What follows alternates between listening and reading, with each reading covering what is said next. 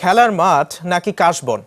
প্রায় 2.5 কোটি টাকায় নির্মিত নাটোরের লালপুর স্টেডিয়ামে গেলে এমন প্রশ্নই মনে জাগবে।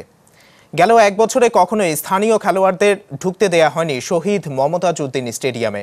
এলাকাবাসীর দাবি তুলেছেন স্টেডিয়ামটি সংস্কারের পাশাপাশি খেলাধুলার জন্য খুলে দেয়ার। নাটোর প্রতিনিধি মাহবুব হোসেনের পাঠানো তথ্য ছবি নিয়ে ডেস্ক রিপোর্ট। আকাশে মেঘের ভেলা আর দিগন্ত জোড়া কাশফুল দেখে শরতের সৌন্দর্যে ভেসে উঠবে সবার কাছে, কিন্তু এমন সৌন্দর্যের উল্টো দিকও আছে। কারণ নাটোরের লালপুরে শহীদ মমতাজউদ্দিন স্টেডিয়ামটি 1 বছর ধরে তালাবদ্ধ থাকায় কাশবনে পরিণত হয়েছে। 2006 সালে তৎকালীন সরকারের যুব ও ক্রীড়া প্রতিমন্ত্রী ফজলুর রহমান রাজনৈতিক বিবেচনায় স্টেডিয়ামটি উদ্বোধন করেন।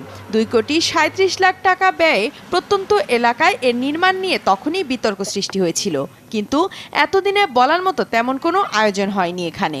আসলে নিয়মিত খেলাধুলা আর বিভিন্ন অনুষ্ঠান না হওয়ার কারণে মাঠের এই পরিস্থিতি। আজ এখানে আমরা খেলতে আসছি এর আগে, তবে স্টেডিয়াম খুলেনি। আমাদের চাবি দেয় না, অর্থাৎ আমরা তাই এখানে খেলি না।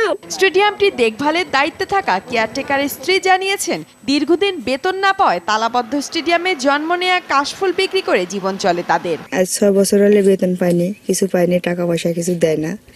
এ দায়িত্ব আমার স্বামী চাবি দেয় না। স্টেডিয়ামটি তুলনামূলক দূরে এবং আশেপাশে স্কুলে মাঠ থাকায় সেখানে খেলোয়াড়রা কম যায় বলে জানিয়েছেন উপজেলা ক্রীড়া সংস্থার সভাপতি।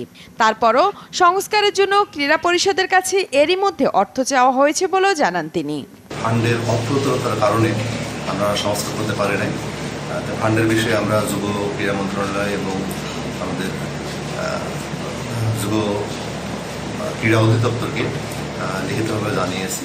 স্টেডিয়ামটি সংস্কারের সময় পদ্মা নদী থেকে বালু এনে ভরাট করার কারণে এমন কাশফুলের জন্ম হয়েছে বলে মত এলাকাবাসীর। তবে তারা মনে করে এখানকার খেলাধুলার উন্নয়নের জন্য স্টেডিয়ামটি পুনঃসংস্কারের বিকল্প নেই।